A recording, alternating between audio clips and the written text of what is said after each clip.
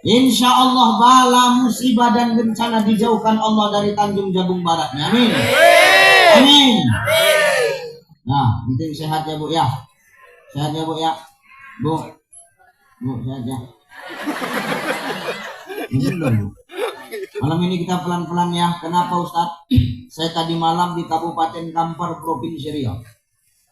Jam 10 pagi saya berangkat dari Riau ke Jakarta. Dari Jakarta jam setengah 4 atau setengah 5. Delay 1 jam. Sampai kemari hampir setengah 6 kemari saya. Capek. Makanya pelan-pelan aja. Capek, belum ada istirahat. Maksudku kemari itu mau menghilangkan rasa capek. Nengok nenek nih duduk di depan langsung capek kurasa.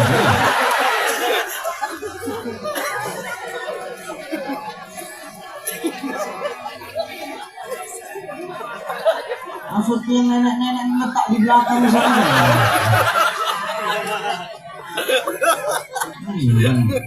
Nenek itulah buat capek. Jangan begitu. Ustaz, apa kau mengejek kami yang tua-tua ya? Kau menghina kami yang tua-tua ya? Oh tidak, Nek. Justru sengaja nenek tuh duduk di depan sebagai pesan dari Allah kepadaku. Apa pesannya? Hei Ucai, malam ini kau masih bisa berdiri tegak. Malam ini mulutmu masih lantang berbicara. Suaramu masih keras. Kau masih muda, Cai. Tapi ingat suatu saat, Cai, kau takkan lagi muda. Kau bakal tua seperti kami. Itulah pesannya. Maka kita tak boleh sombong. Nenek ini kan dulu sebelum tua pernah muda juga. Kan pernah gadis juga. Waktu gadis dulu kan kulit tuh masih kencang kan, Nek? Kalau dipijit pipi nenek macam agar-agar. Pijit balik lagi, pijit balik. Coba sekarang pijit 3 mingguan balik lagi. Itu tergantung cuaca. Kalau musim panas cepat dia balik. Kalau musim hujan juga begitu aja tak balik-balik ya. Sehat-sehat orang tuaku ya, Masya Allah. Sehat Pak. Inilah jeritan laki-laki suami-suami yang takut diceramai bini ini. Masya Allah. Ini memang begitu cocok Pak Bupati. Kalau nggak begitu kan nggak akan datang orang ini. Kenapa Ustaz tahu? Pemain semuanya ini Pak.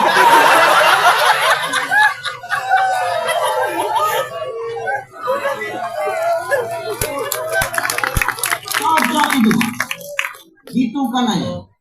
Mutasi kan aja kalau bandel-bandel. Dengar kau Pak Kadis?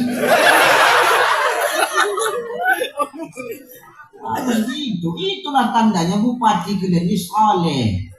Aku kalau dapat Bupati soleh begini sampai mati aku bertahankan jadi Bupati. Salahnya cuma 5 tahun. Kalau enggak sampai mati harus jadi Bupati. Ya Pak ya. Biar bisa ngundang aku terus kan.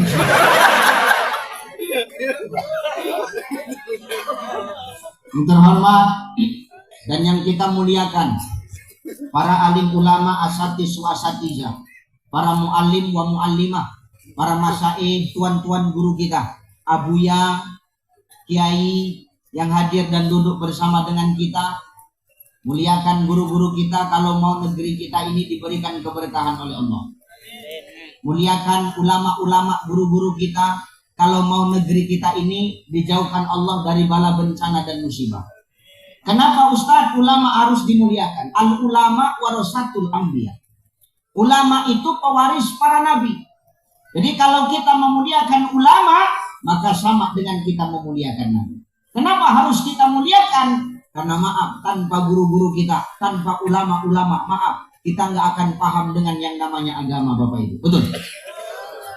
Orang yang belajar tanpa guru sama dengan orang yang berjalan di tengah malam gelap gulita sampai, tapi nyasar-nyasar juga. Orang yang belajar tanpa guru sama macam dia berjalan di tengah malam gelap gulita sampai, tapi nyasar-nyasar Bapak Ibu. Maka muliakanlah ulama-ulama di tempat kita ini. Supaya apa? Dengan kita muliakan guru-guru kita, itu yang menjadi asbab Allah turunkan keberkahan untuk negeri kita, khususnya negeri Tanjung Jabung Barat ini. Amin. Terhormat ayahanda kita bersama Bapak Bupati Kabupaten Tanjung Jabung Barat, Bapak Dr. Andus, kepala Bapak segitu. Berlakian. Bapak Dr. Andus Haji Anwar Sadat MAG, Masya Allah. Beliau satu alma mater dengan saya di UIN Sumatera Utara. Jadi ini pertemuan abang senior dengan adik junior. Masya Allah. Makanya gue dikasih sorban. Biasanya kalau abang tuh selain sorban nanti tak ada yang dikasih. Biasanya gitu. Biasanya itu biasanya. Tapi entahlah kalau di sini kan tak tahu. Kalau ini apa namanya tamu kan, abdoid kan mayit, tamu itu macam mayit kan gitu. Namanya mayit itu kan diapa-apakan dia menerima kan gitu, nggak melawan. Ya makanya prinsip aja dikasih alhamdulillah, nggak dikasih yang parah kali lah kan gitu.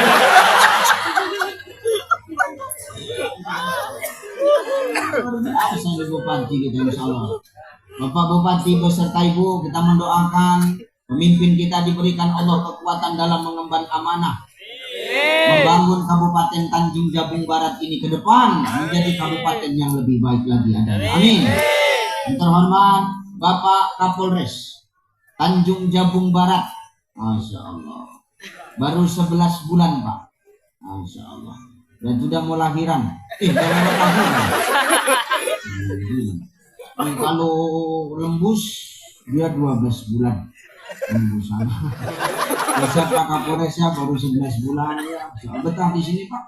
Betah di sini. Kemarin viral habis bonceng-bonceng Pak Bupati belusukan ya. Insyaallah inilah pemimpin hebat. Gak bisa macet jalan ambil motor bonceng Bupati. Insyaallah luar biasa sehat-sehat. Pak Bupati pun tadi katanya begitu habis belusukan masuk angin. Karena kalau udah tua kita nggak tingkah maksudnya gitu. Enggak lah, kalau nggak tahan kena angin nggak usah kalau tingkah. Sehat Bapak Indonesia. Dalam hati orang ini habis ini kita rapat, nggak usah lagi undang kawan-kawan.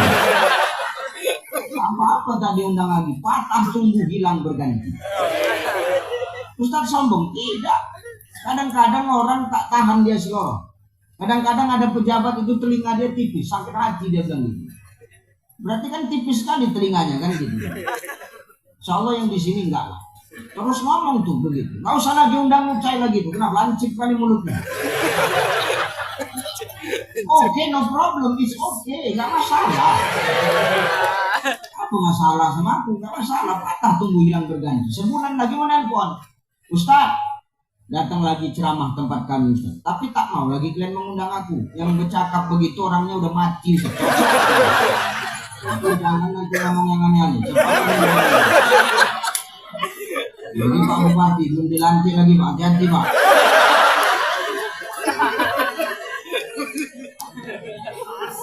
Terhormat Bapak Dandim yang dalam hal ini diwakili oleh Bapak Dan Ramil.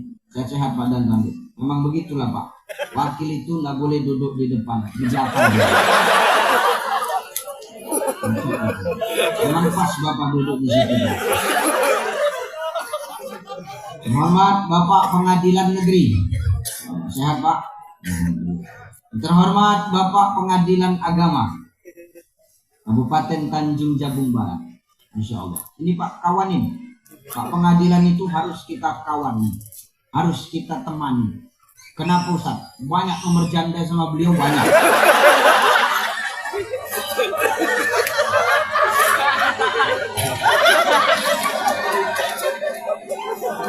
Makanya kan beliau segar aja bawaannya. Senyum aja, senyum kenal janda lah.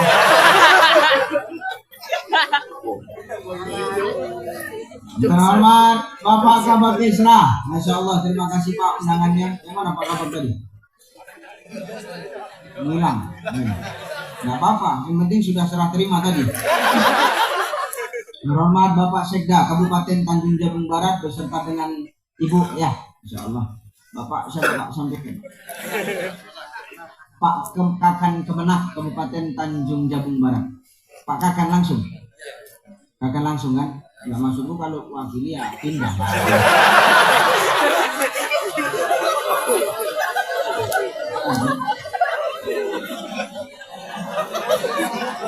Gimana bang?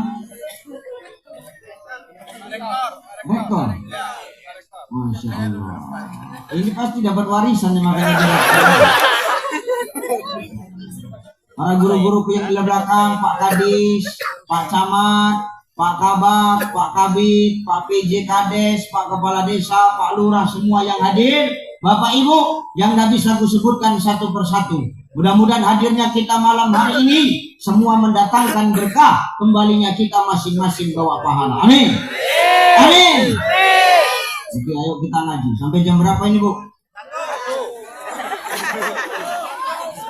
Jam 1, Pak. Kau enak cuma dengar mulutku yang koyak.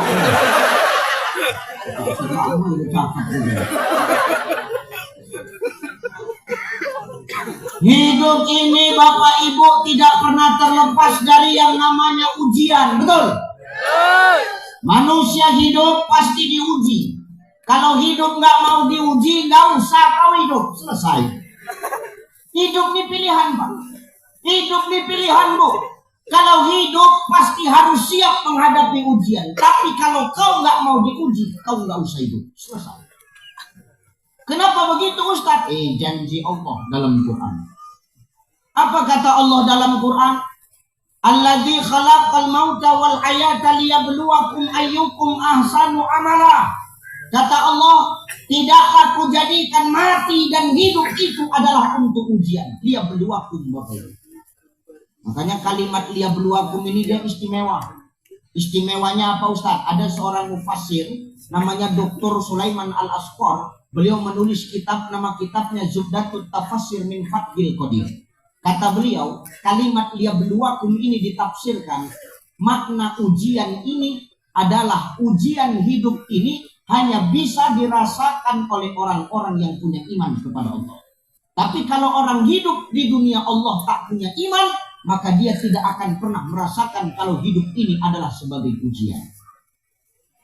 Jadi kalau orang hidup punya iman, dia akan menganggap hidup ini sebagai ujian. Maka apa yang timbul, Bapak Ibu, dia akan hati-hati dalam berbuat di muka bumi Allah.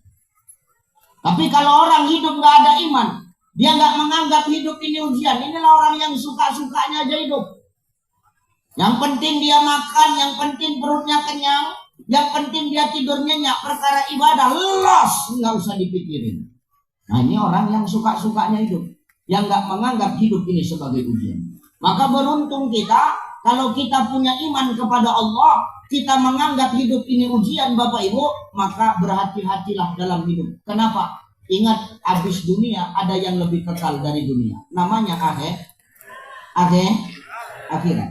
Kata Imam Al-Ghazali, kalau kau mau tahu betapa kekalnya akhirat itu, main-mainlah kau ke laut. Di sini ada laut? Ada. Sungai ada? Laut aja, nggak usah sungai. Main-main kau ke laut, kata Imam Al-Ghazali. Kalau kau sampai nanti di laut, kau celupkan tanganmu. Sudah kau celupkan tanganmu, angkat. Kalau ada air yang menetes dari jarimu, itulah dunia. Sedangkan air laut yang kau tinggal, itulah akhirat. Setetesnya dunia ini, selebihnya akhirat. Maka hati-hati, jangan gara-gara setetes kita lupa sama yang selalu. Ya Pak ya, jangan karena setetes kita lupa sama yang di laut. Jangan gara-gara yang singkat kita lupa sama yang kekal. Maka hati-hati, iman perlu dalam hidup. Kalau enggak, suka-sukanya aja kita. Suka-sukanya. Tapi kalau orang punya iman, dia sadar hidup ini ujian, hati-hati. Kenapa? Dia sadar setelah kehidupan dunia, ada kehidupan akhirat. Maka nanti atas apa yang dia lakukan di muka bumi Allah, di dunia Allah, dia sadar akan dimintai pertanggungjawaban. Al-yawma nakhtimu ala afwahihim wa tukallimuna aydihim wa tashhadu arjuluhum bima kanu yaksibun. Akan ada hari di mana mulutmu akan dikunci, tangan dan kakimu yang akan bersaksi di hadapan Allah. Maka kalau kita sadar hidup ini ujian, maka hati-hati kita dalam hidup ini, Bapak Ibu. Hidup ujian. Ibu diuji nggak? Bu? Oh, Bu? Bu? Jawablah, jijik kan ada gue nengoknya. Jawablah, Bu. Ini ciri-ciri istri bandelnya begini. Ustadz yang manggil aja diam, apalagi lakinya. Mana jawabannya? Bu, ibu hidup diuji nggak? Diuji nggak, Bu? Diuji nggak? Ini malam nih, ibu diuji tidak? Apa ujian ibu? Duduk bersempit-sempitan. Ini ujian ini Pak Bupati. Ini duduk bersempit-sempitan, berkipas, menguap ketiak kawan sebelah.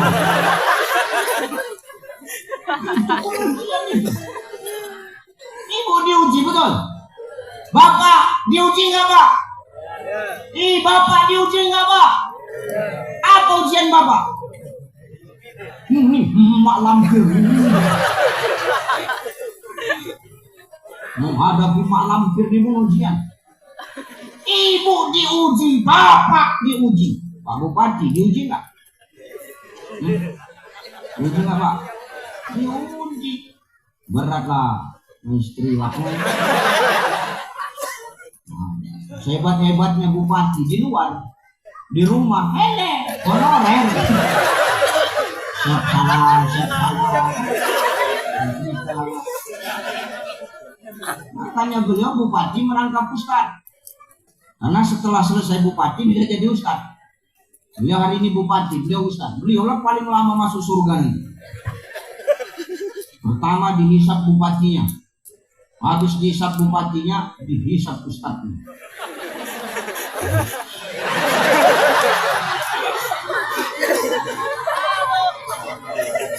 Makanya pilih salah satu, Pak. Jadi Bupati itu jadi Ustadz. Aku nggak mau, aku Ustadz aja. Kenapa bercakap begini? Tinggal nanti, makanya enak awak bercakap. Walaupun kampanye tak mati awak sama tak apa-apa juga.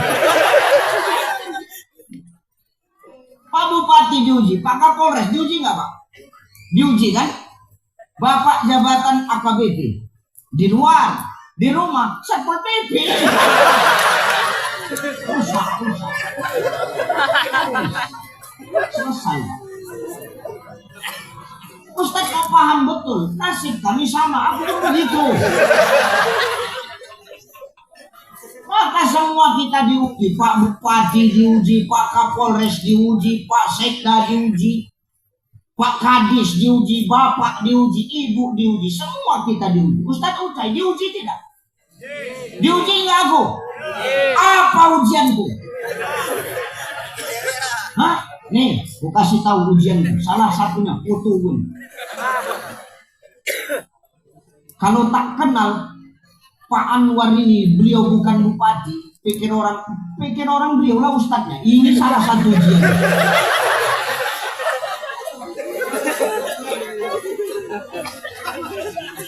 Kenapa begitu? Foto beliau jelas, foto saya ngeblur tuh.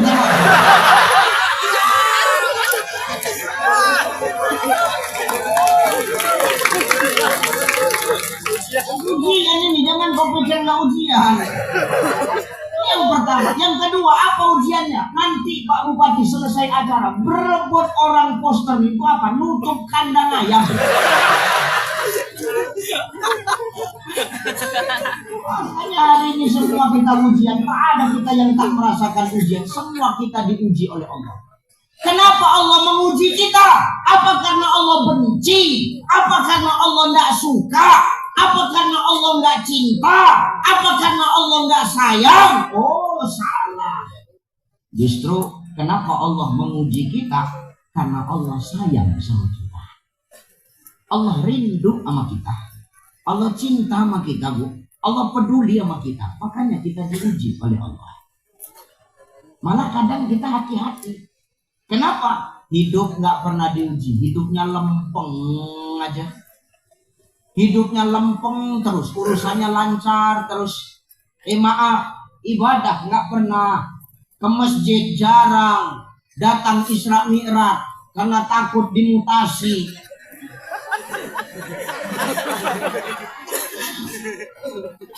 Baca Quran nggak pernah, tapi hidupnya mulus saja. Ini yang kita hati-hati. Kenapa Ustaz? Bisa jadi istidroj. Apa itu istidroj Ustaz? Dilalaikannya kita tentang mengenal Allah. Dilalaikannya kita tentang kewajiban beribadah dan bertanggung jawab kepada aturan Allah. Dimudahkan Allah urusan kita. Supaya apa? Makin jauh kita dari Allah. Sehingga nanti ketika kita wafat, tinggal enak hitungannya sama Allah Ta'ala. Nggak ada lagi cerita hitung-hitung amal. Campakkan terus sendiri. Maka justru kita yang diuji ini kita senang. Kenapa? Allah ingin mendewasakan kita. Ayyukum ahsanu amala. Allah pengen tahu amal siapa yang paling baik di antara kita. Ada yang tahu amal siapa yang paling baik di sini? Ada yang tahu? Ada Bu? Bu, ada yang tahu amal siapa yang paling baik di antara kita? Bapak ada yang tahu amal siapa yang paling baik di antara kita? Coba ada yang tahu nggak? Tunjuk tangan aja satu orang. Amalku paling baik Ustaz. Coba ada yang berani bilang itu. Biar dipijak batang lehernya. Tidak ada kita yang tahu amal siapa yang paling baik di antara kita ini. Yang tahu siapa? Hanya Allah. Makanya maaf, yang berhak menilai amal orang, yang berhak menilai amal ibadah orang, perkara baik buruknya orang, soleh tidaknya orang, solehah tidaknya hamba Allah, itu bukan manusia. Sekalipun kita lebih hebat daripada dia, kita nggak berhak menilai amal orang. Kenapa? Yang berhak menilai amal kita itu, menilai makhluk itu hanya Allah. Allah kan yang maha menciptakan makhluk, maka yang berhak menilai makhluk hanya yang menciptakan makhluk. Kalau bahasa sekarang, yang boleh ngatur cuma donatur. Yang berhak menilai makhluk, yang berhak menilai hamba, ya yang menciptakan makhluk, bukan sesama makhluk. Betul ya? Apa udah tentu amal orang yang duduk di atas ini lebih baik daripada yang di bawah? Belum tentu. Yang di atas belum tentu baik, apalagi yang di bawah.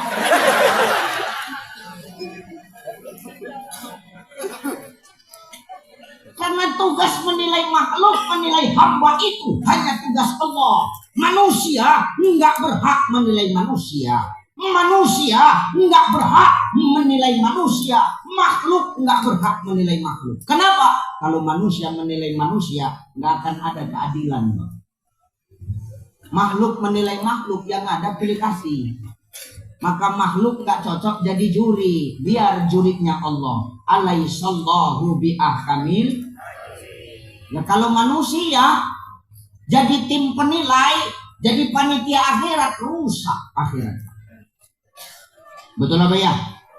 Benar apa ya? Apalagi orang sekarang, neng orang masih mabuk sikit aja, ahli neraka. Neng orang masih hobi nyuri barang tetangga, ahli neraka. Neng orang masih hobi main judi. Main judi boleh nggak? Judi online boleh nggak? Slot boleh nggak? Di sini ada pemain-pemain slot. Jujur aja kita. Daripada tenggelam alun-alun ini nanti air naik. Masih ada di sini yang suka main judi online. Main slot. Haram. Mampus lah bang. Aku nggak peduli kok Pak. Tangkapi yang main slot dan skater itu Pak Kapolsek. Sebelum Bapak tangkap masyarakat, periksa dulu handphone Kapolsek.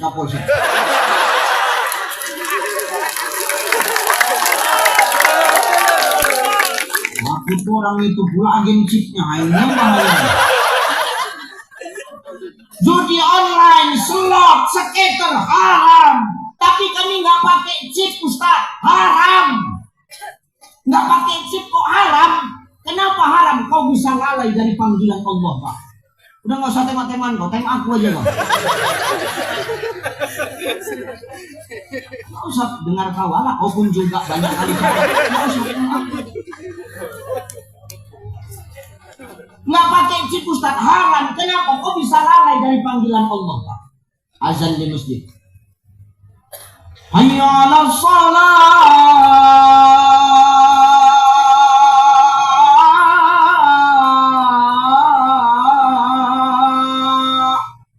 Big Queen.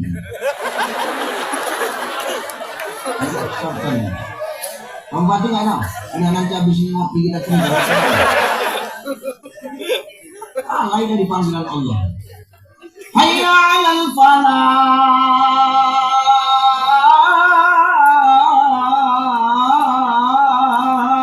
Super win. Ustaz kok tahu dulu sempat main juga.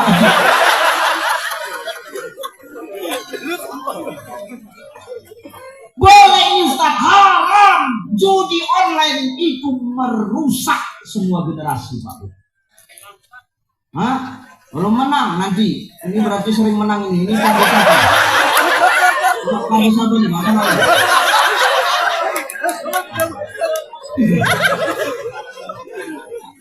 Ya. Jadi apa ini? Haram.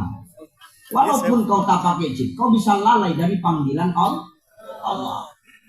Tapi kalau nggak pakai, kalau kami pakai chip Ustaz lebih haram. Kenapa Ustaz?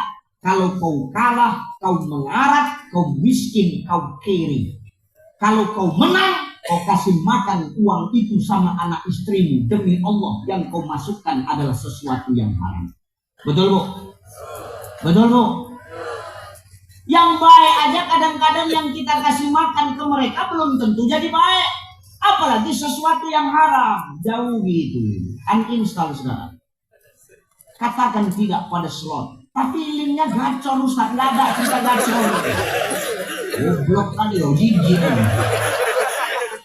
Itu aplikasi. Di toko-tokonya. Tapi tetap dimainkan. Kan goblok.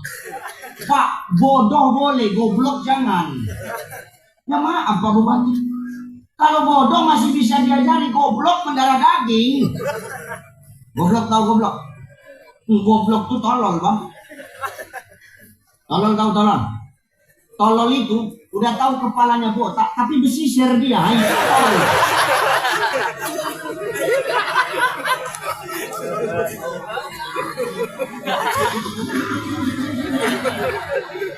Geram saja Bu. Ini kenapa aku sampaikan Ustaz? Maaf, aku berbincang-bincang dengan beberapa Kapolda, Pak Kapolres. Apa kata beliau? Ini harus Ustaz sampaikan dimanapun Ustaz ceramah perkara judi online. Kenapa Pak Kapolda? Kejahatan judi online itu lebih parah daripada kejahatan narkotika. Kenapa begitu? Orang makin narkoba Ustaz, kata Pak Kapolda, sembunyi-sembunyi. Tapi orang main judi online asalkan ada paket, ada wifi, di mana keduduk di situ nyeprin. Jadi Bu, tengah malam lakimu belum tidur, handphonenya mereng, positif, A1, nyelok.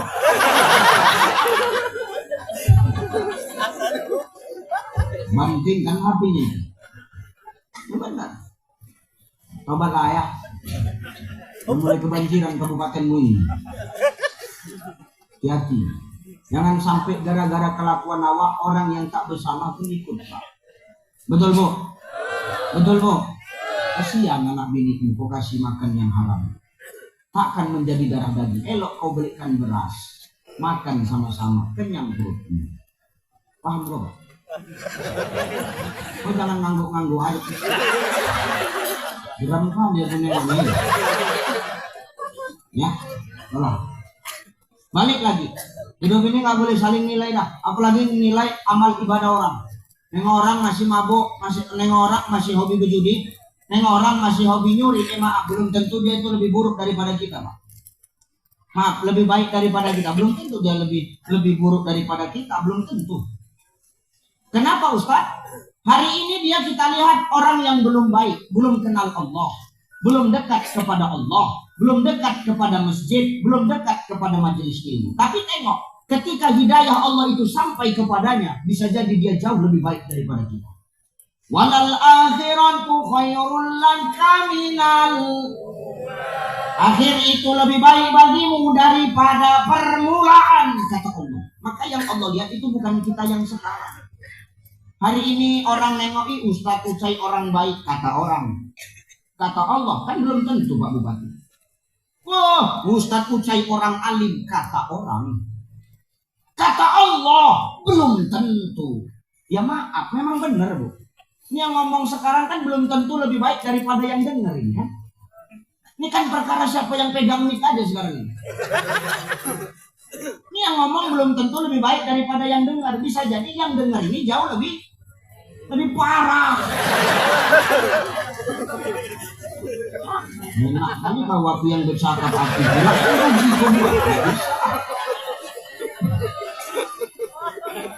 dalam hidup ini kita nggak usah sok menilai amal orang lah. Kalau hidayah sudah datang kepadanya, bisa jadi dia jauh lebih baik daripada kita. Mana contohnya? Robiah Adawiyah. Tuh Robiatul Adawiyah kenal Bu? Bu, Robiatul Adawiyah kenal? Robiatul Adawiyah kenal? Sarolangun. Allah.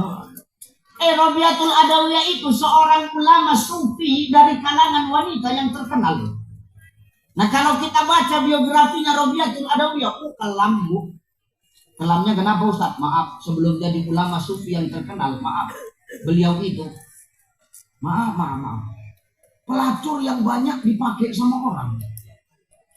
Ya benar, sampai-sampai Hasan Al-Basri ditolak cintanya sama Robiatul Adawiyah ketika hidayah itu sampai kepada dirinya. Apa kata Hasan Al-Basri?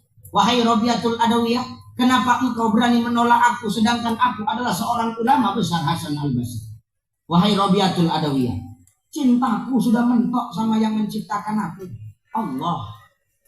Cinta makhluk gak butuh lagi sama aku, Hasan Al-Basri. Tapi kan kau dulu maaf seorang pelacur. Kalau ku tanya kepadamu wahai Robiatul Adawiyah, kata Hasan Al-Basri, sudah berapa banyak laki-laki yang tidur denganmu? Robiatul Adawiyah tak bisa menjawab Bapak itu, cuman diam aja. Kenapa? Saking kan banyaknya. Tapi tengok ketika hidayah itu sampai kepada hatinya, luar biasa Pak.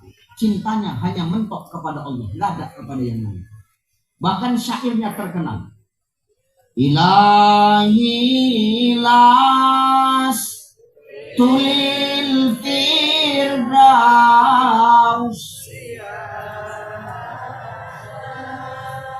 wala aqwa ala nabi jahimi. Wahai Tuhan, ku tak salah.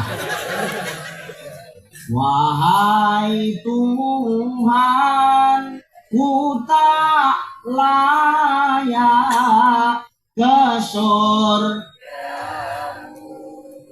namun tak pula aku sanggup karena.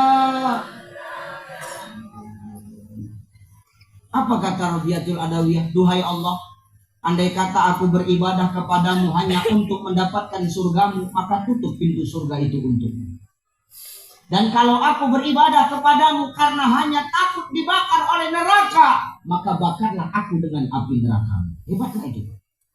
Makanya maaf, hidup nggak usah suka nilai amal orang. Bisa jadi hari ini kita nilai dia belum baik, nanti hidayah nyampe kepada dirinya, bisa jadi dia jauh lebih baik.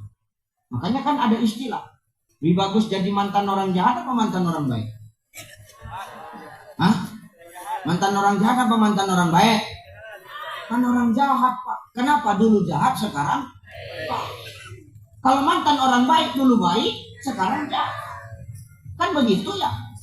Mana lebih bagus? Mantan bandit apa mantan ustaz?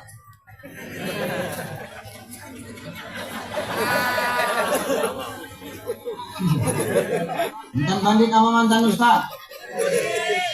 Bandit. Oke, no problem. Mantan bandit lebih baik. Oke. Mana lebih bagus? Ustaz jadi bandit apa bandit jadi ustaz? Bandit jadi ustaz.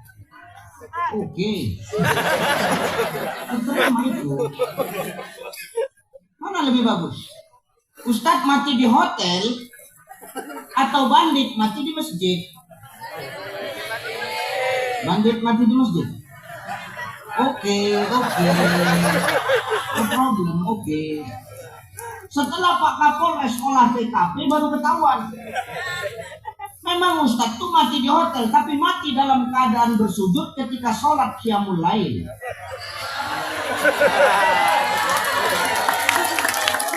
Bandit tuh memang mati di masjid, tapi mati kena pukul orang sekampung karena nyuri kota infak. Kayaknya kau zolim kali kau malam ini semua. Maka dalam hidup ini kita nggak boleh suka menilai amal orang ya Pak. Makhluk menilai makhluk nggak pantas. Manusia menilai manusia nggak cocok. Kenapa? Tugas menilai hanya tugas Allah. Jadi Ustadz, kita sebagai makhluk, sebagai manusia, tugas kita apa? Ingat, tugas makhluk bukan saling menilai, tapi tugas makhluk adalah saling mengingatkan. Watawasau bil haqq,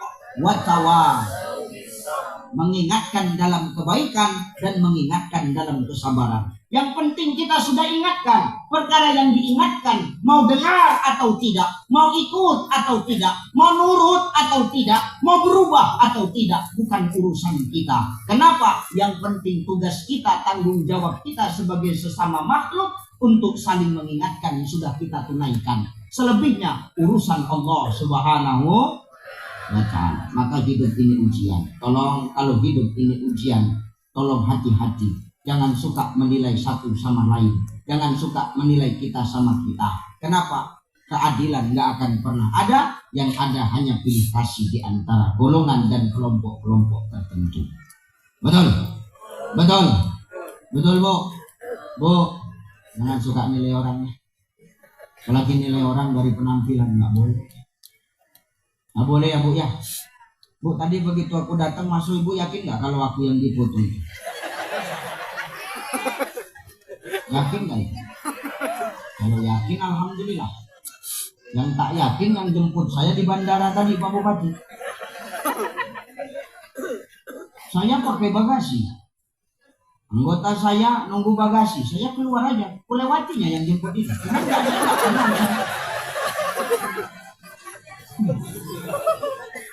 Biasa aja Pak. Tolong amankan kondisikan anggotamu pakai seraya. Lewatinya aja Bu, selalu ada. Nilai orang ini nggak boleh dari penampilan, betul? Penampilan itu nggak nentuin isi. Maaf, mangga itu mulus luarnya Bapak Ibu.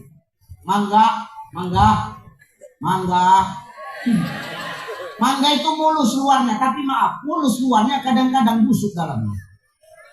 Betul? Mangga itu mulus luarnya, kadang-kadang busuk dalamnya, berulat dalamnya.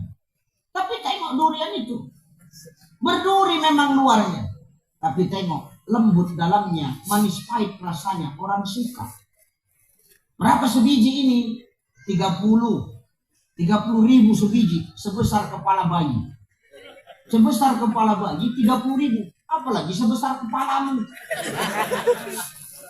Mahal memang, tapi orang suka, maka orang beli walaupun mahal. Luarnya berduri, tapi enak dalamnya, manis pahit rasanya, lemak dia, tapi sayangnya tak ada di rumah dinas bupati tadi. Ini masalahnya.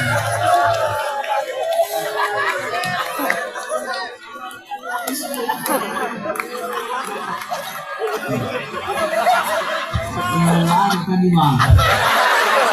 Ada kan enak ceritanya.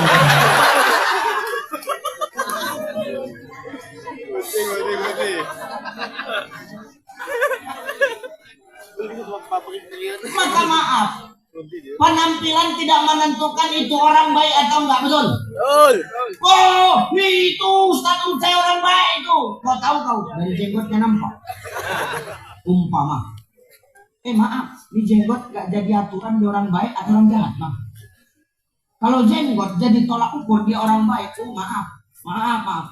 Perkara jenggot, kambing jenggot.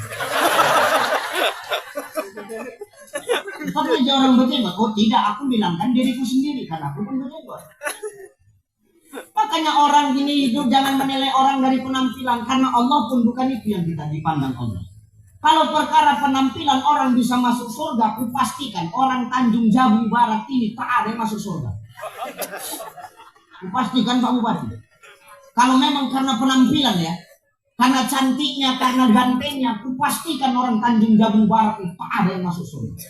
Positif itu doang. Kenapa begitu Ustaz? Tidak ada yang cantik, tidak ada yang ganteng. Tapi Allah itu adil. Allah tidak menilai seorang hamba dari penampilannya. Betul? Betul. Kalau perkara penampilan, perkara cantik, perkara ganteng, orang masuk surga. Maaf, orang sini nggak ada yang masuk surga. Jadi yang di surga siapa Ustaz? Para artis. Karena cuma mereka yang ganteng, Pak Kapolres. Kalau bupati berat lah kan gitu. Yang ganteng, yang cantik itu cuma para artis. Jadi yang di surga cuma para artis. Sarukan, Amir Khan, Aldebaran, aku.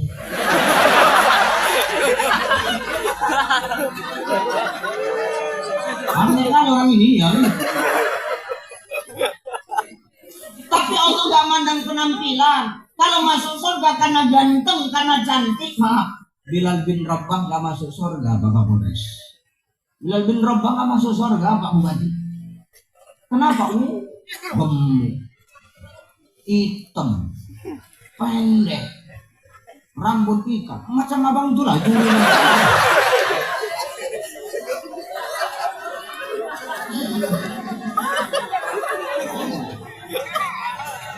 Tapi kan Allah gak mandang itu. Allah memandang hati makhluknya. Ini udah mulai masuk kajinya nih. Pelan-pelan aja Pak Bupati ya. Alon-alon asal kalah. Tapi kan Allah gak mandang fisiknya. Kalau mandang fisik berat Bilal bin Rabah masuk surga. Tapi yang dipandang Allah hati. Betul ya? Mana buktinya? Tengok. Rasul itu sampai heran. Bukan iri ya. Ini harus kita garis bawahi. Rasul gak pernah iri sama siapapun Pak. Rasul terkejut. Kenapa? Kenapa Rasul terkejut? Karena Rasul kaget. Kagetnya kenapa? Bilal bin Rabah masih hidup. Tapi terompanya, sandalnya sudah terdengar sampai ke surga. Masih hidup orangnya Pak. Tapi sandalnya udah terdengar di surga. Pak Kapolres, sepatumu udah ada di surga. Berat lah. Pak Bupati, sepatu Bapak udah ada dengar di surga. Entah ada, entah enggak. Tuh, sepatu saya yang selalu saya bawa ceramah kemana-mana. Udah ada belum di surga? Kok kosok tahu kan? Aku udah kau tengok apa? Berat lah. Nah, belum tentu ada Pak. Tapi Bilal bin Rabah masih hidup orangnya. Masih sudah ada sendalnya di surga. Kenapa? Orangnya biasa saja. Tapi hatinya bersih kepada Allah. Makanya di bulan Rajab ini, maaf Bapak Ibu, kita melaksanakan Isra Mi'raj ini supaya apa? Kita tahu caranya mengenal Allah lewat zikir. Makanya di pangkal ayat surah Al-Isra ayat 1 Allah meletakkan kalimat subhana. Subhanalladzi asra bi 'abdihi lailan minal masjidil haram ilal masjidil. Maha suci Allah yang telah memperjalankan hambanya pada suatu malam dari Masjidil Haram ke Masjidil Aqsa. Alladzi barakna haulahu linuriyahu min ayatina, yang sekelilingnya kami berkahi kata Allah. Apa makna berkah itu Ustaz? Makna berkah itu Bapak Ibu, perlindungan. Berkah itu artinya perlindungan. Ini maaf, kalau malam ini hujan, kira-kira kita yang di bawah teratak nih, kena hujan nggak? Kenapa nggak kena? Karena ada perlindungan, ada teratak. Maka kita jangan heran kenapa Rasulullah itu berangkat Isra Mi'raj dengan ruh dan jasadnya. Tidak hancur ruh dan jasadnya, tidak hancur jasadnya, karena Allah yang melindungi. Barokah, itulah perlindungan kita. Semut Medan bisa nggak sampai ke Kuala Tungkal? Bisa nggak? Kenapa bisa? Masuk dia ke koperku, kurang kerjaan kali sebetulnya. Begitu aku ganti baju, keluar dia. Jalan ke dinding, jumpalah sama semut pola tunggal. Di rumah dinas sekarang semut Medan itu.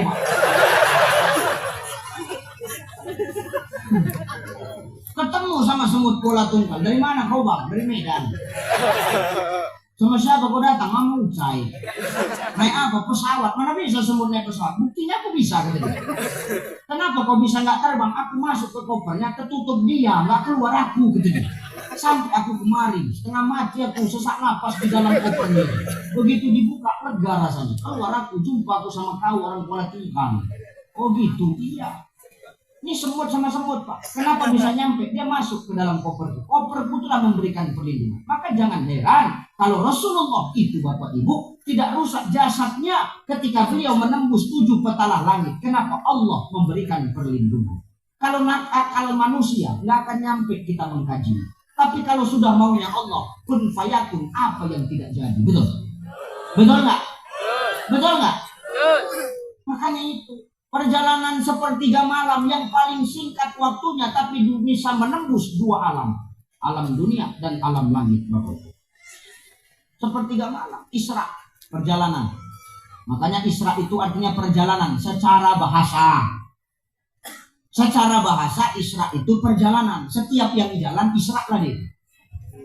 Ibu dari rumah ke pasar. Di sini bilangnya apa? Pasar apa pajak? Pasar. Ibu dari rumah ke pasar. Berarti ibu sedang belanja. Isra. Karena Isra perjalanan. Berarti ibu dari rumah ke pasar sedang Isra. Karena Isra perjalanan. Bapak dari rumah datang ke majelis ilmu ini. Berarti bapak sedang Isra. Betul nggak? Isra artinya perjalanan. Mi'raj naik. Setiap yang naik Mi'raj. Aku tadi di bawah, sekarang aku naik ke atas. Berarti aku sedang Mi'raj. Karena setiap yang naik itu Mi'raj. Nanti malam.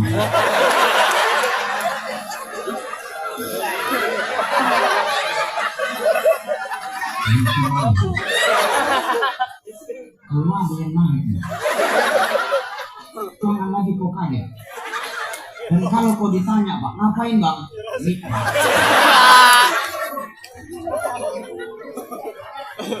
Karena Mi'raj secara bahasa benar. Benar ya? Secara istilah perjalanan Nabi dari Masjidil Haram ke Masjidil Aqsa naik terus sampai ke Sidratul Muntaha. Lantas apa hubungannya dengan hati Ustaz? Ada hubungannya dengan hati. Bagaimana mungkin Rasulullah bisa sampai kepada Allah, bertemu dengan Allah kalau berangkat dari langit dunia dengan hati yang kotor, penuh dengan kebencian dan penuh dengan penyakit hati Bapak Ibu. Makanya Rasulullah sebelum beliau Isra Mi'raj melaksanakan panggilan Allah, melaksanakan undangan Allah untuk menjemput perintah sholat 50 waktu sehari semalam menjadi 5 waktu sehari semalam, dibelah dulu dadanya. Siapa yang mengoperasi? 3 dokternya. Pertama Jibril, bagian nengok-nengoknya ini. Yang kedua Mikail. Mikail itu siapa Ustaz? Malaikat pengatur rezeki. Mikail. Yang ketiga siapa? Israel, bagian eksekusi. Israel itu tukang eksekusi, Bu. Ini malam ini malaikat semua turun, termasuk Israel. Hati-hati yang berdiri-berdiri ini mau diceritakan. Ini 3 malaikat yang mengoperasi Nabi. Kenapa Ustaz? Jangan sampai yang namanya Muhammad ketemu sama Allah, berangkat jumpa sama Allah, hatinya masih menyimpan penyakit. Dibelah dadanya, dicuci pakai air jam-jam, sudah bersih, dimasukin, ditutup, baru berangkat. Maaf, sekarang pertanyaanku, orang Kuala Tungkal, Kabupaten Tanjung Jabung Barat, apa mungkin membersihkan hati itu dengan dibelah dadanya? Mau itu? Bapak mau? Makanya Allah punya cara. Ini khusus Rasulullah karena dokternya langsung malaikat, aman ke kita? Nggak mungkin. Kan begitu ya. Makanya Allah kasih kita cara. Bagaimana Allah memberikan cara? Isyarat Allah di Quran surah Al-Isra ayat 1 tepat di pangkal surah ini.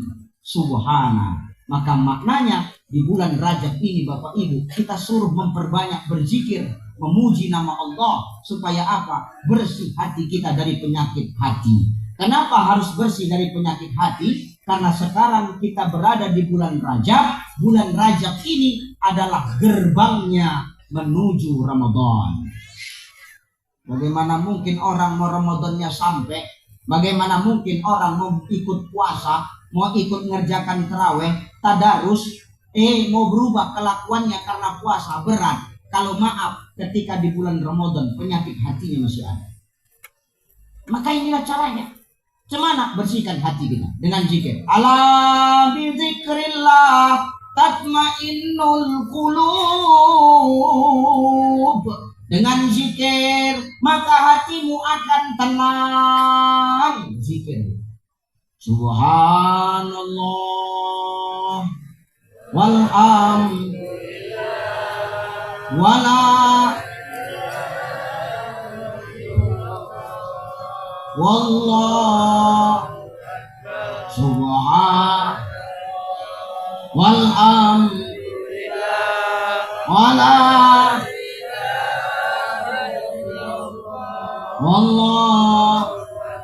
Dengan zikir telah bersih hati kita dari penyakit hati. Kalau sudah bersih hati kita sampai kepada Ramadan, hati yang bersih itulah yang nanti di ujung Ramadan akan mendapatkan ijazah la'allakum tattaqun dari Allah Subhanahu wa taala.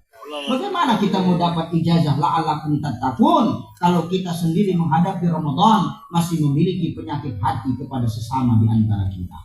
Makanya kata salah satu hadis tasawuf, setiap sesuatu itu ada pencucinya. Dan pencuci hati itu adalah zikrullah. Zikir, ingat kepada Allah. Bu, pendekatan tasawuf sedikit. Ibu kalau baju kotor, ibu cuci kan? Betul? Betul. Ibu nyuci baju kotor tuh pakai apa? Ya aku tahu pakai air. Air pun kalau air kopi makin bersih apa makin kotor? Betul. Jadi ibu nyuci baju kotor tuh pakai apa? Iya aku tahu air bersih. Alatnya deterjen, sabun, rinso. Ini sekarang pertanyaan itu pakaian yang kotor dicuci pakai deterjen bersih apa makin kotor? Bersih. Wangi nggak? Kenapa bersih? Kenapa wangi? Pencucinya cocok. Betul. Nah lagi. Ini ibu-ibu yang sini. Piring kotor, gelas kotor bu. Ibu nyucinya pakai apa? Sunlight. Nyuci piring kotor, gelas kotor pakai sunlight. Ini pertanyaanku. Piring yang kotor bersih nggak? Wangi nggak? Keset nggak? Kenapa keset? Lemaknya hilang, pencucinya cocok. Noda-noda lemak-lemak membandel luntur karena sunlight. Karena sunlight pembasmi lemak. Betul. Makanya bu, aku pesan ini bu. Bagi ibu-ibu yang badannya macam spekter aktif, besar, yang lemaknya banyak.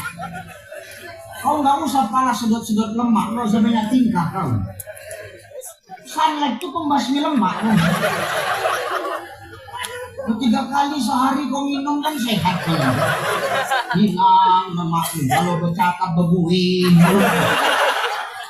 Hilang lemakmu, usahakan lemaknya awal kau pun hilang.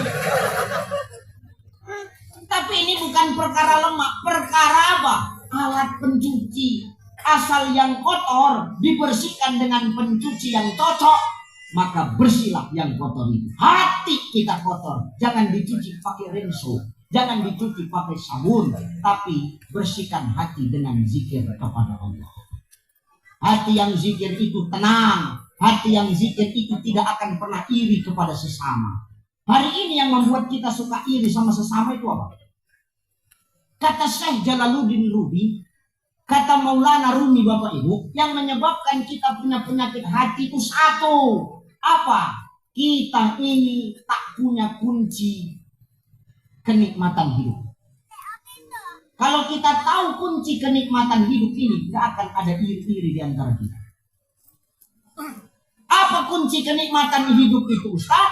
Kata Syekh Maulana Rumi, kunci kenikmatan dalam hidup cuma satu. Jangan sibuk mengurus apa yang orang punya, tapi sibuklah mengurus apa yang kau dapat. Selesai. Jelas kau? Jelas. Jelas kau, Bu? Jangan sibuk ngurus punya orang. Nanti kita lupa ngurus punya kita. Kita sibuk ngurus punya orang, kita lupa ngurus punya kita. Terakhir punya kita diurus orang. Betul ya Pak ya? Kau sibuk ngurus laki orang, lakimu nggak terurus, terakhir lakimu diurus orang. Itu yang kau salahkan lakimu, padahal kau yang kadang-kadang lupa memberikan pelayanan untuk laki. Nggak usah tembak-tembakan kau. Loh, betul nggak Pak? Jangan lagi nanti ada timbul pertanyaan, ada istilah begini, Ustaz, kata ibu itu. Bukan kau Ustaz, kau. Kenapa ya Ustaz? Lakiku itu lebih betah di warung kopi daripada di rumah ya Ustaz. Maaf Bu, kau jangan cepat menyalahkan kami kau. Kau introspeksi diri. Kenapa suamimu lebih betah di warung kopi daripada di rumah? Betul nggak Pak? Betul nggak Pak? Jawab, nggak usah takut kau. Suami sekarang lebih betah di warung kopi daripada di rumah. Kenapa? Mereka ini Bu, kalau sudah masuk ke warung kopi, baru masuk aja pelayanannya udah paten. Begitu datang, mau pesan apa Pak? Kamu nggak usah sok-sok lugu kau. Main ini semua. Mau pesan apa Pak? Kopi. Kopi aja? Apa kopi pakai susu? Pakai susu. Susunya dipisah apa dicampur? Pisah aja. Nanti saya yang nyampurinya. Oke Pak, datang kopinya aja. Susunya nanti dicampur susu. Maka jangan salahkan suamimu. Kalau maaf, para suami sekarang lebih betah di warung kopi ketimbang di rumah. Ya Bu Sekdaya, jangan salahkan Pak Sekda lebih betah di warung kopi daripada di rumah. Kadang kita capek kerja, nyampe rumah minta ambilin air putih aja merepet. Nih. Mami, ambilkan air putih, enak hari kau ngurus aja. Oke kan nggak capek ngurus rumah satu harian ini, ha? Macam mana mau betah suamimu di rumah? Jangan begitu. Kami di luar ini berjuang mencari nafkah untukmu dan untuk sebuah hati. Tidak tahu panas, tidak tahu hujan, tidak tahu malam, tidak tahu siang. Pergi pagi, pulang petang. Kadang nggak pulang-pulang, rupanya buka cabang.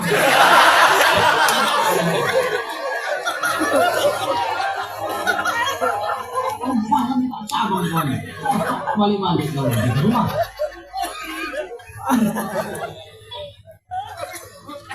Maaf. Gini Bu ya, ini suami, jadi suami berat Bu, berat kali suami, sumpah. Aku udah berapa hari nggak pulang ke rumah. Berat. Suamimu ini Bu, maaf, ini harus kusampaikan. Kalau nggak diginikan Pak, makin merajalela orang ini sama kita. Betul nggak Pak? Kalau berantem lah kau sampaikan, yang penting disampaikan.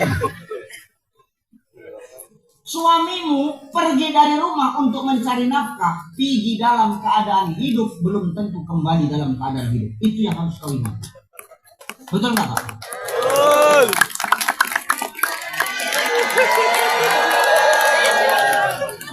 Dari sini aja udah mulai nampak perbedaan.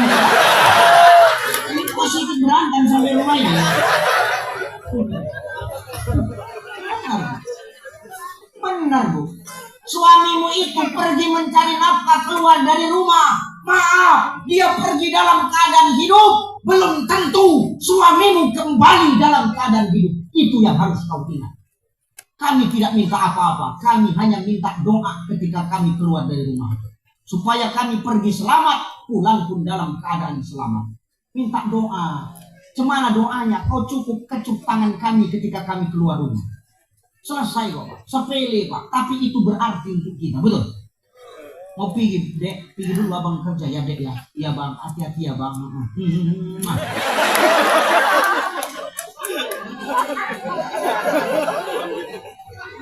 Malah Ustaz dah tua. Ustaz yang tua terus sudah agak-agak bawa tanah.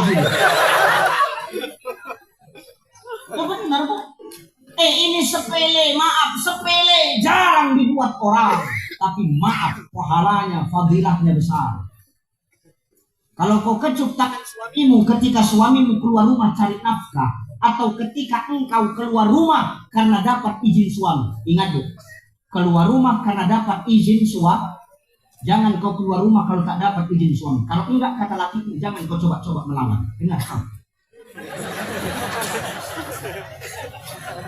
Dengar kau. Jangan suka-sukamu aja. Bagaimana kau mau dapat keberkahan dalam rumah tangga? Bagaimana mau kau rasakan ridhonya Allah kalau kau langgar aturan-aturan suamimu selagi aturannya baik? Jangan keluar ya Dek, nanti kalau mau keluar tunggu abang aja. Kau bandal. Pergi juga keluar. Makanya hati-hati, jangan sampai kita jadi orang yang durhaka. Kalau dulu sebelum menikah boleh kita minta restu orang tua. Nah sekarang udah ada tempat ridho kita. Ini suamimu. Ya Bu ya, ingat ketika suamimu keluar rumah untuk mencari nafkah atau kau keluar rumah karena dapat izin suami. Kalau tak dapat izin suami, jangan kau coba-coba keluar. Dan ini hanya berlaku untuk yang punya suami. Yang janda diam aja, dengar. Jangan pula yang janda minta izin sama laki orang pula. Ini orang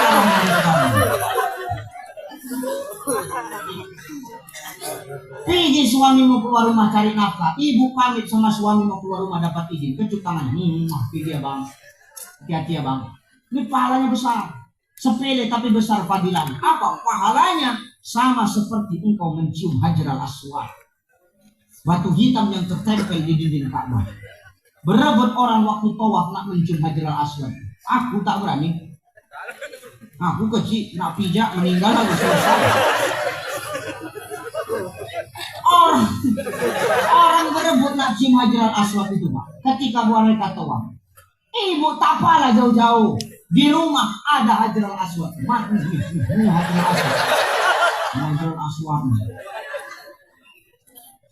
Tangan suami Hajar al-Aswad. Apalagi hitam warnanya. Makin besar kan warnanya. Ini besar kawan. Makanya aku hitamkan aja tanganku. Besar kawan. Ini itu besar kawan. Ustaz kan tahu bercakap aja. Rupanya Ustaz buat. Aku buat. Kemanapun aku nak pergi ceramah. Aku udah menikah Pak. Jangan buat aneh-aneh.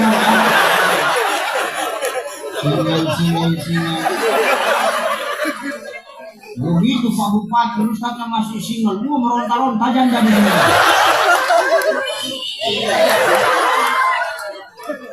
Aku udah begini. Jangan aneh-aneh Bapak. Jangan potong-potong video tadi ya. Ini aku buat kok. Umi, ya Pak, aku nak pergi ceramah. Ya Pak, hati-hati. Mi, ya Pak, Hajar al-Aswad. Lari. Makanya aku sedia tisu basah, bau lu udah ada semua.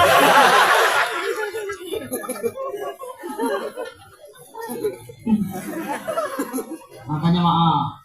Ya Bu ya, berat dari suami ini. Ya, jangan cepat kita menyalahkan beliau, kita yang introspeksi dulu Bu. Ya Bu ya. Nanti kalau dibilangi bandel itu. Tapi kan Ustaz tergantung suami. Ini kan dia kan.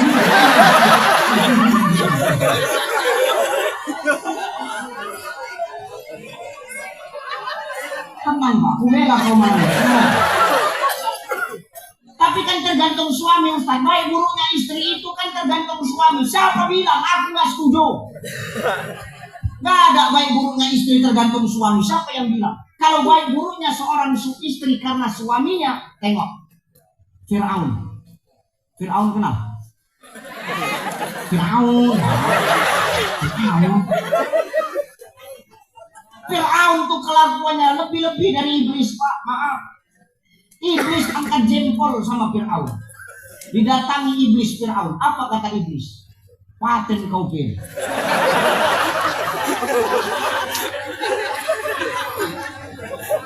Fir'aun kan Fir. Paten kau Fir. Kenapa gitu iblis?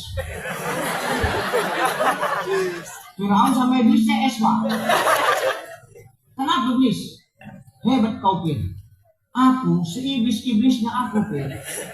Dari apinya aku diciptakan Allah. Dikeluarkan aku dari surga karena membangkang kepada Allah. Tapi aku tak pernah mengaku Tuhan Fir. Kau manusia Fir, mengaku Tuhan, yang patenanlah kau Fir. Angkat jempol, itulah patennya aku iblis, kata Fir'aun.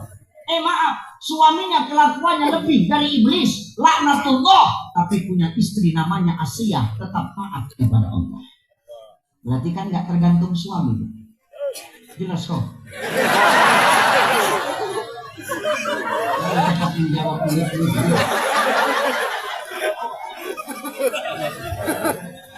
Kalau nggak digini kan payah Pak, nggak terbuka wawasannya. Asal kita aja yang dizolimi. Malah masih Pak Bupati cocok.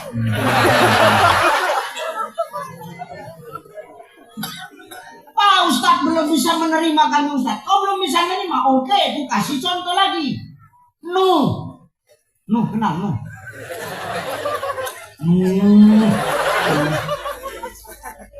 Nuh itu taat kepada Allah, nggak pernah membangkang kepada Allah. Apa perintah Allah, Nuh selalu buat. Tapi punya istri zalim kepada suami, durhaka kepada Allah, nggak open sama perintah Allah. Baik suaminya, tapi macam hantu bininya. Betul nggak? Berarti baik buruknya seorang istri itu tidak tergantung kepada imamnya, tidak tergantung kepada suaminya. Itu tergantung keegoisan kita masing-masing. Egois kita itulah yang merusak kepatuhan dan ketaatan kita kepada suami kita. Dengar kau? Putus. Kalau ini telak Pak, nggak ada cerita. Suka mati. Nah, mau melawan lagi kau?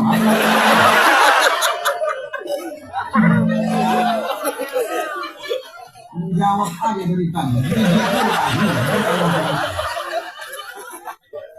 Apa itu? Jangan begitu. Ya Bu ya. Bu, bersihkan hati. Ya, jangan melawan musuh. Ya Bu ya. Bu. Tobatlah. Ini sudah gerbang Ramadan bulan tadi. Maka orang yang hatinya bersih dia tenang. Orang yang hatinya bersih dari penyakit hati, dia akan paham dengan pekerjaannya, dia akan paham dengan hidupnya, harus dibawa kemana, untuk siapa, dan hanya karena siapa dia berbuat. Zikir, punya zikir, tenangkan hati kita. Orang yang zikir hati dia tenang. Zikir itu tidak mesti subhanallah walhamdulillah wala ilaha illallah wallahu akbar. Zikir itu tidak mesti itu. Kita duduk di majelis ilmu ini pun zikir. Maka Pak Bupati kalau mau maaf, Kabupaten Tanjung Jabung masyarakatnya ini baik, maka rajin-rajin di desa itu buat pengajian. Supaya apa? Eling, ingat masyarakatnya sama Allah. Kalau sudah ingat kepada Allah, maka tidak akan ada hati yang condong kepada keburukan. Aman, damai, tentram, bahagia masyarakat. Betul?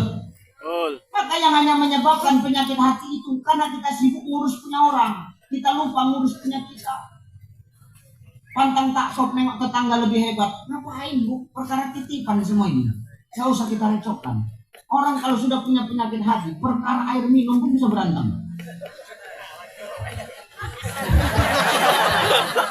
Enggak. Ini perkara ini Pak, bisa berantem ini Pak. Kalau orang punya penyakit hati. Jelas? Mau kubuktikan nih sekarang begini. Ibu, yang membuat kita ini nggak enakan, kita sibuk ngurus punya orang karena kita suka tertipu sama bungkus, tapi kita lupa sama manfaat. Sekarang begini, Bu, minummu sama minumku sama apa beda? Beda. Ibu pakai cup kecil, aku pakai botol. Secara bungkus beda, Pak. Secara bungkus memang beda. Pertanyaanku, isinya sama-sama putih enggak? Isinya kalau diminum sama-sama menghilangkan haus enggak? Selagi manfaatnya sama, cuman beda bungkusnya, apa yang perlu kau recokkan? Kita kadang tertipu sama bungkus tapi lupa sama manfaat. Ini yang suka buat kita berantem satu sama lain. Betul apa ya? Nengok tetangga baru lebih hebat, heboh. Nengok tetangga beli kipas, kau kepanasan, ngapain? Tetangga beli AC, kau kedinginan di rumah, ngapain? Kau pikirkan kali sampai demam-demam gitu. Nengok tetangga beli mobil, ibu nih beli bobrek. Kenapa Ustaz? Pusing kepala yang mikirkan kita. Kita jangan tertipu dengan bungkus. Karena selagi bungkus itu beda, tapi manfaatnya sama, maka itulah tanda keadilan Allah. Allah selalu tahu apa yang kita butuhkan, bukan apa yang kita inginkan, saudara. Maka bersihkan hati kita agar kita temukan kunci kenikmatan dalam hidup. Sehingga apa? Hati kita bersih dalam menyambut datangnya Ramadan. Di ujung Ramadan kita dapatkan gelar ijazah la'allakum tattaqun dari Allah Subhanahu wa ta'ala. Jelas? Nih. Lagi contoh. Biar nyambung aja. Kalau nggak gini payah, belum tentu diundang lagi. Karena nampak dari sini saya tipis juga berbaunya. Umpamanya ini pesawat, Pak. Ini apa, Bu? Pesawat. Udah nggak usah bilang botol, udah pesawat. Biar cepat, udah mau jam 11 ini. Udah sejam setengah hampiran. Ini umpamanya pesawat. Datang pesawat Saudi Arabia membawa jemaah haji masyarakat Kabupaten Tanjung Jabung Barat. Amin. Mau mendarat di Bandara Sultan Toha, Provinsi Jambi. Pas mau mendarat pesawat itu, apa kata pilotnya? Landing position. Posisi mendarat. Pas bilang begitu pilotnya, dijawab sama operator bandara. Sorry Mister. Maaf, tempat pendaratan belum siap. Tempat pendaratan belum steril. Aspalnya masih berlubang, betonnya masih rusak-rusak. Pertanyaanku, andai kata ini pesawat nekat mau mendarat, tergelincir nggak pesawatnya? Guling nggak pesawatnya? Kenapa? Tempat pendaratannya belum steril, Pak, belum siap. Tapi syukurnya pilot ini pandai, karena tahu tempat pendaratannya belum siap. Apa kata pilot ini? Oke, kalau memang belum siap, kami akan cari bandara yang lain yang siap menerima kami. Biji balik nggak jadi mendarat. Maknanya apa Bapak Ibu? Maknanya pesawat inilah takwa. Takwa itu letaknya di dada kita. Takwa itu kata Nabi letaknya di dada. Bagaimana takwa mau terletak di hati dan dada kita, mau diberikan Allah sampai ke hati kita. Kalau untuk menyambut datangnya bulan suci Ramadan, hati kita masih menyimpan penyakit hati.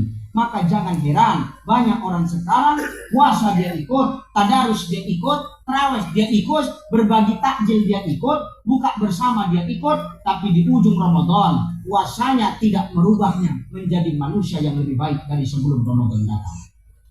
Maka kuncinya ada di bersihkan hati dengan zikir, ikut majelis taklim, ngaji, ngumpul sama orang, cerita yang baik-baik. Insya Allah itu yang akan mencondongkan hati kita kepada kebaikan, sehingga kebaikan itu akan memberikan hal positif dalam kehidupan kita, sehingga dengan hal yang positif itu mempengaruhi akhlak dan adab kita menjadi manusia yang lebih baik. Selagi ada kesempatan hidup, maka teruslah berbenah. Jangan pernah puas dengan amalia ibadah yang sudah kita kerjakan. Kenapa? Orang yang beriman, dia tidak akan pernah puas dengan amal ibadah yang sudah dia kerjakan. Betul? Hidup ini bagai lampu dinding yang dinyalakan di malam hari. Apabila minyak sudah kering, ia kan pasti padam sendiri.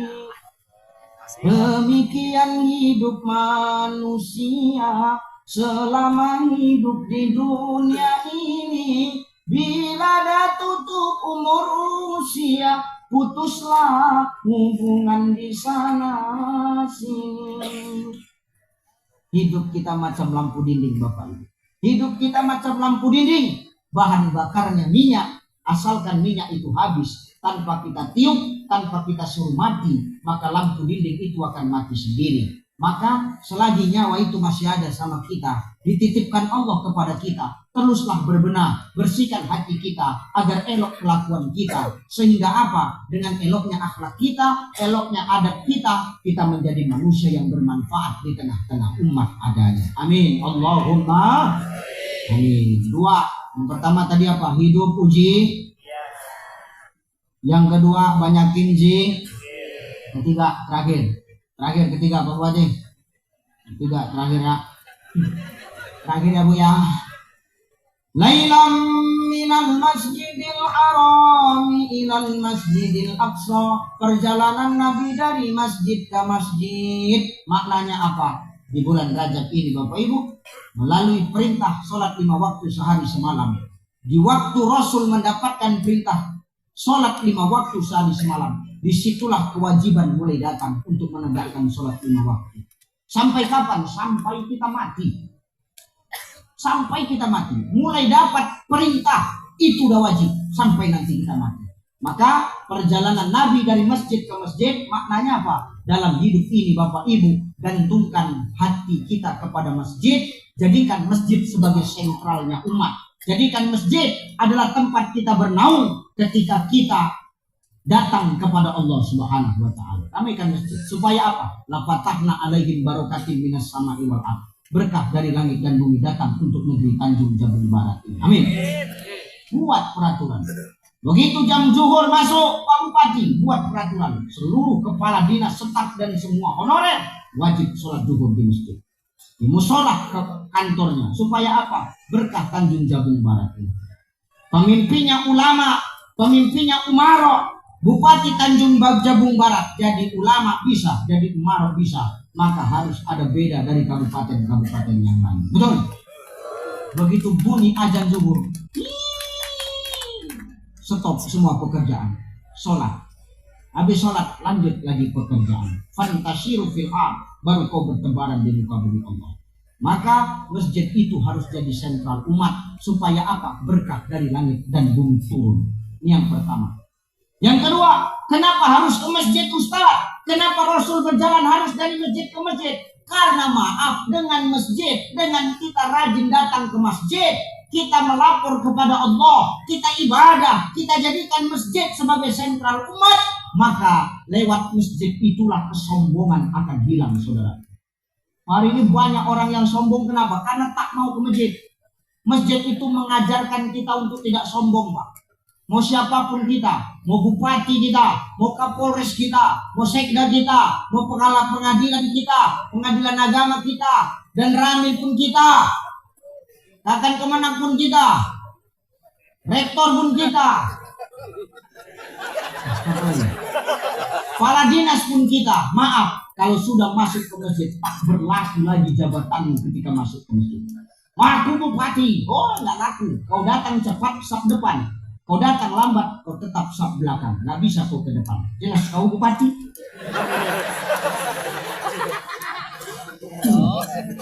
Kenapa? Karena sudah masuk ke masjid, tak ada lagi status sosial kita. Yang kita bawa jabatan cuma satu. Apa Ustaz? Abdillah, hamba Allah. Kalau sudah kita bawa pangkat hamba Allah, maka tak ada pangkat dunia yang dipandang Allah. Yang dipandang cuma satu. Inna akramakum indallahi atqakum. Hanya takwa yang dipandang oleh Allah Subhanahu wa ta'ala. Maka dengan kita ke masjid, masjid pula yang akan menghilangkan kecongkakan kita, kesombongan kita di muka bumi Allah. Tengok tukang parkir jadi imam, di belakang ada pejabat, tukang parkir angkat takbir. Allahu Akbar, di belakang pejabat. Ikut nggak angkat takbir? Ikut nggak? Berarti kan nggak ada bedanya tukang parkir sama pejabat di belakang. Semua kita hamba Allah. Nggak pernah kita tengok tukang parkir angkat takbir di belakang pejabat rukun ada. Berani kita melawan gini? Tak berani. Kenapa? Kita berhadapan dengan Allah. Maka masjid itulah Pak yang akan menghilangkan kesombongan di muka bumi. Orang yang rajin ke masjid maka kesombongan akan hilang. Orang yang rajin ke masjid, kepala dinas yang rajin ke masjid, dia sadar bahwasanya jabatan kepala dinas itu hanyalah titipan. Suatu saat dia bisa jadi nonjok. Betul? Hari ini dia camat. Kalau dia rajin ke masjid, dia akan sadar kalau jabatan camatnya itu hanya titipan. Dia akan sadar suatu saat dia akan nonjok dan lain sebagainya. Dan bupati yang dekat dengan masjid, dia akan sadar kalau bupati itu jabatannya hanya titipan. Suatu saat dia akan menghadapi masa pensiun. Hari ini sekarang ini dia dipanggil bupati. Setelah pensiun dia akan dipanggil Pak Mantan Bupati. Betul nggak? Betul nggak? Maka hari ini masjid itulah yang menghilangkan kesombongan. Makanya dengan sholat, inna sholata tanha anil fahsya'i wal munkar, sholat mencegah dari perbuatan keji dan mungkar. Dengan rajin ke masjid, masjid akan menghilangkan kesombongan. Kalau kesombongan sudah hilang, maka akan terbangunlah yang namanya kerjasama dan sama-sama bekerja. Kerjasama aja nggak cukup Pak Kapolres. Karena kalau kerjasama aja Pak Bupati, nanti yang kerja anggota, pimpinannya cuma tolak pinggang. Ini kerjasama ini. Anggota kerja, pimpinan tolak pinggang. Tapi kalau sudah kerjasama dan sama-sama bekerja, mau anggota, mau pimpinan, ikut turun ke bawah, mengurus masyarakat. Itulah yang dibuat Pak Bupati Tanjung Jabung Barat ketika menengok banjir sampai turun dari mobil, naik motor dibonceng Pak Kapolres menembus kemacetan. Insya maka kalau sudah hilang sombong, kerjasama dan sama-sama bekerja akan kembali. Egois hilang, sombong hilang, enak kita diajak musyawarah. Wasyawirhum fil amr. Kalau sudah enak bermusyawarah, maka insya Allah akan terciptalah negeri, daerah yang akan menjadi negeri yang baldatun, thayyibatun, warabbun. Tapi ingat, harus dipikirkan Pak Bupati. Apa yang kita pikirkan? Masjid itu kalau mau ramai dua. Satu, masjid ramai Pak Bupati tergantung siapa yang manggil.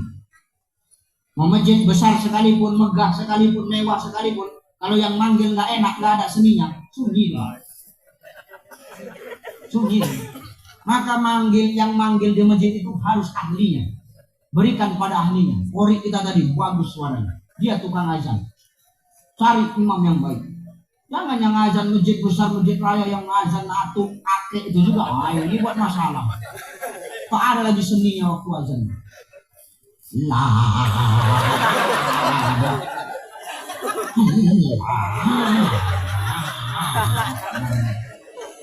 Siapa anak datang ke masjid? Awak pun dengar dari rumah macam tak ada yang lain. Ada mati aja udah Kadang orang tua ini bandel. Sebelum aku meninggal, jangan gantikan aku jadi muadzin. Gampang, ajak makan nasi, undang ke rumah kita, kasih racun nasi.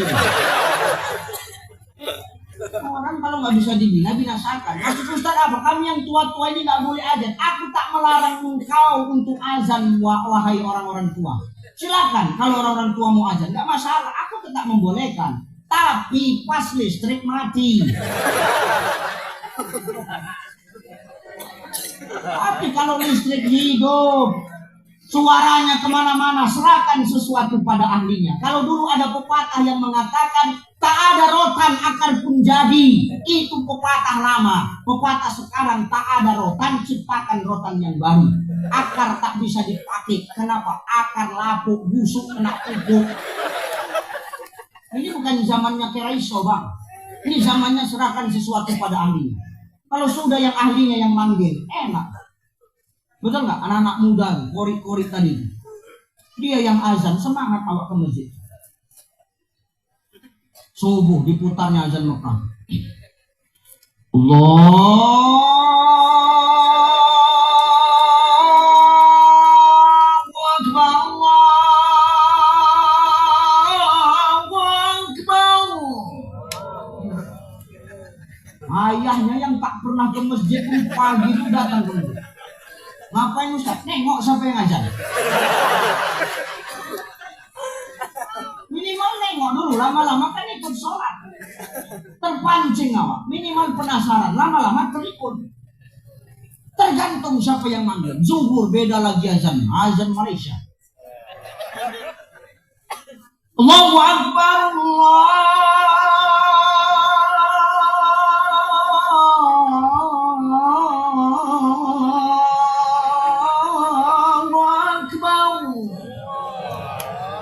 Sudah azan zuhur begini, mama dia pun keluar dari rumah. Mama yang keluar dari rumah bilang, mat, oh kak, ini yang azan anakku. Keliling Tanjung Jabung Barat, anakku. Tapi tak sholat, mak Fir'aun. Maka masjid ramai tergantung siapa yang memanggil. Tuh, pertama. Yang kedua, masjid ramai tergantung apa? Siapa yang mimpin Pak Bupati. Ini harus Bapak pikirkan. Apalagi nanti mau Ramadan, supaya ramai masjid, Pemkab Masjid Raya itu. Pilih imamnya, pilih supirnya. Jangan atuk tuh lagi yang maju. Atuk tuh maju juga, tak ada seninya. Maju atuk tuh apa kata tuh? Luruskan saf, rapatkan barisan. Awak pun iya.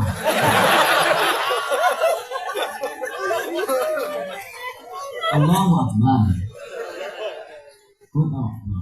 Bismillahirrahmanirrahim.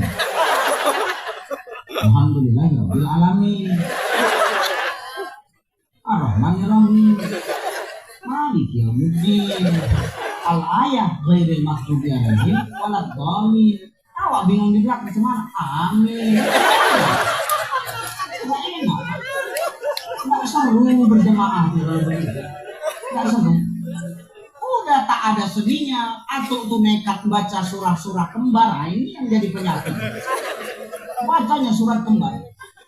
Bismillahirrahmanirrahim. Qul ya ayyuhal kafirun. Na'budu ma ta'budun.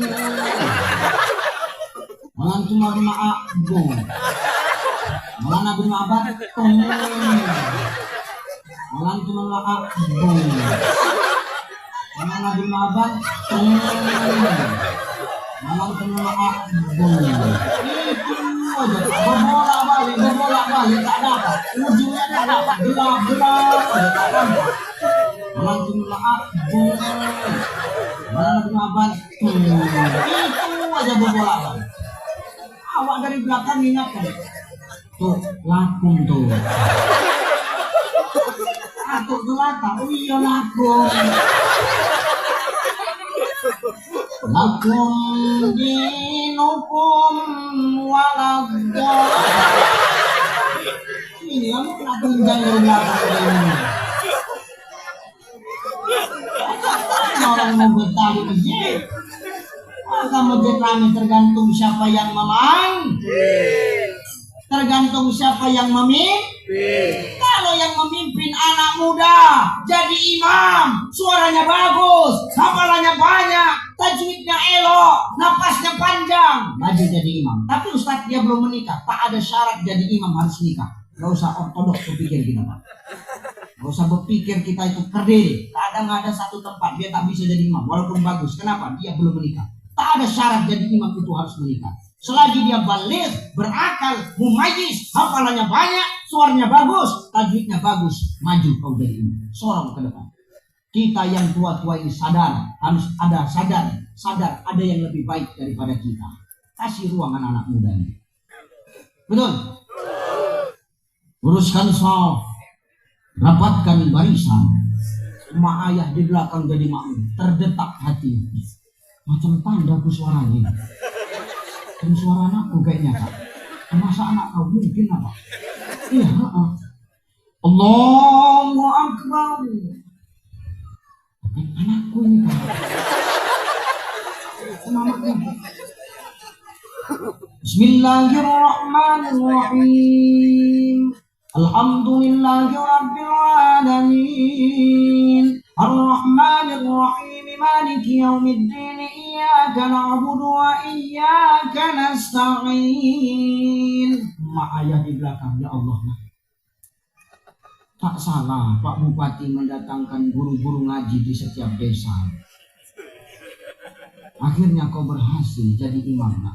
Gak sia-sia kau latihan tiap hari, belajar ngaji tiap hari karena program Pak Bupati. Bangga betul mak sama ayah. Kadang orang tua disangkingkan bangganya, tak sadar dia kalau sholat.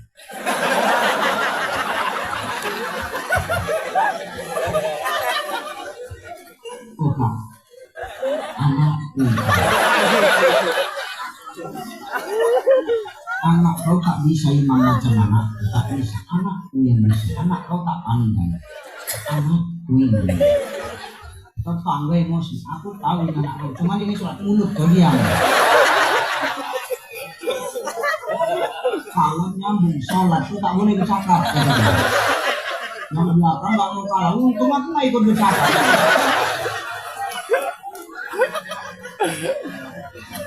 Kenapa Ustaz bangga wah ada anak muda yang mampu memimpin umat untuk dekat kepada Allah? Kalau sudah begini modelnya, orang-orang yang ahli di bidangnya ditempatkan di tempat sesuai dengan keahliannya. Yang ahli di masjid, yang ahli azan, dia azan. Insya Allah itulah yang akan mendatangkan umat jemaah untuk cinta kepada masjid. Ramai masjid, berkah datang, kesombongan hilang. Kerjasama dan sama-sama bekerja antara pemerintah dengan masyarakat akan mudah untuk dilaksanakan. Kenapa? Keegoisan hilang, kesombongan hilang, yang ada adalah sifat saling bahu-membahu. Berat sama dipikul, ringan sama dijinjing. United we stand, divided we fall. Apa kata Jenderal Sudirman? Coba dan Ramil, apalah Jenderal Sudirman? Kalau kata Jenderal Sudirman dia pernah berpesan tentang nilai-nilai persatuan dan kerjasama. Apalah kata dia? Kalau memang Bapak tentara, tidak.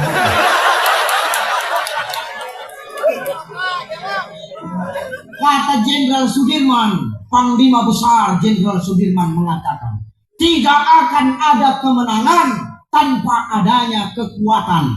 Kekuatan tidak akan terlahir tanpa adanya persatuan dan kesatuan. Persatuan dan kesatuan tidak akan pernah tercipta tanpa adanya silaturahim dan kerjasama di antara kita. Dan semua itu berawal dari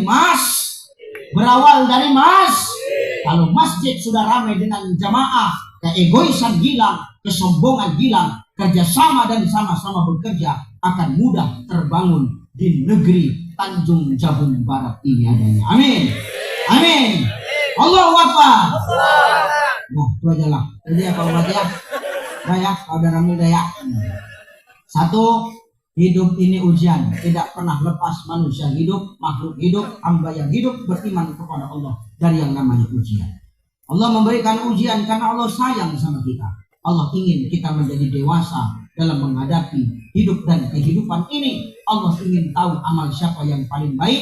Allah ingin tahu siapa yang paling setia hambanya ketika diuji oleh Allah Subhanahu wa Ta'ala. Intinya Allah ingin kita berhati-hati di muka bumi, karena Allah mau tahu supaya kita tahu setelah kehidupan dunia ada kehidupan yang lebih kekal dari kehidupan dunia, yakni kehidupan akhirat. Yang kedua, perbanyak zikir bulan Rajab supaya hati kita bersih, kita ngurus porsi kita, nggak ikut-ikutan ngurus porsinya orang.